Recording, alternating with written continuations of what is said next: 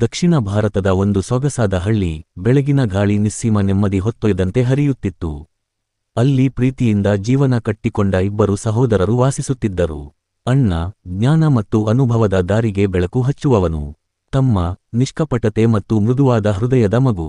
ಜಮೀನು ಆಸ್ತಿ ಬೇರೆ ಬೇರೆ, ಆದರೆ ಅವರ ಹೃದಯದ ಮೌಲ್ಯ ಒಂದೇ. ಆ ವರ್ಷ ಅಣ್ಣನ ಹೊಲದಲ್ಲಿ ಬೆಳೆ ಹರಿದು ಬಂತು. ಆದರೆ ತಮ್ಮನ ಹೊಲ ಬಿಸಿಲಿನ ಕಠೋರತೆಗೆ ಮಣಿದು ಬಿತ್ತಿದಷ್ಟು ಫಲ ನೀಡಲಿಲ್ಲ.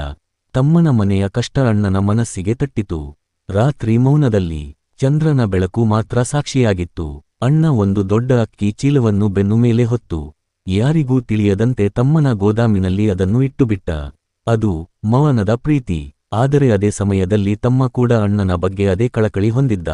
ಅಣ್ಣನ ಮನೆ ದೊಡ್ಡದು, ಅವರಿಗೆ ಸಹಾಯ ಬೇಕಿರಬಹುದು ಎಂದು ತನ್ನಲ್ಲಿದ್ದ ಅಕ್ಕಿಯನ್ನು ಚಿಕ್ಕ ಚೀಲಗಳಲ್ಲಿ ತುಂಬಿ ಅದೇ ರಾತ್ರಿ ಅಣ್ಣನ ಕೊಟ್ಟಿಗೆಯಲ್ಲಿ ಇಡುವುದಕ್ಕೆ ಹೊರಟ. ಹೀಗೆ ದಿನಗಳು ಕಳೆದವು.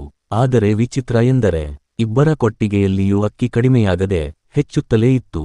ಇದು ಹೇಗೆ, ಯಾರು ಎಂಬ ಪ್ರಶ್ನೆಗಳು ಇಬ್ಬರ ಮನದಲ್ಲೂ ಮಿಂಚಿದವು. ಒಂದು ದಿನ ಸತ್ಯ ಬೆಳಕಿನಲ್ಲಿ ನಿಂತಿತು. ಒಬ್ಬರಿಗಾಗಿ ಮತ್ತೊಬ್ಬರು ಮಾಡುತ್ತಿದ್ದ ತ್ಯಾಗವೇ ಈ ಅದ್ಭುತಕ್ಕೆ ಕಾರಣ ಎಂದು ಅವರಿಗೆ ತಿಳಿಯಿತು. ಇಬ್ಬರೂ ಪರಸ್ಪರ ನೋಡಿಕೊಂಡರು. ಕಣ್ಣೀರು ಶಾಂತವಾಗಿ ತುಂಬಿತು.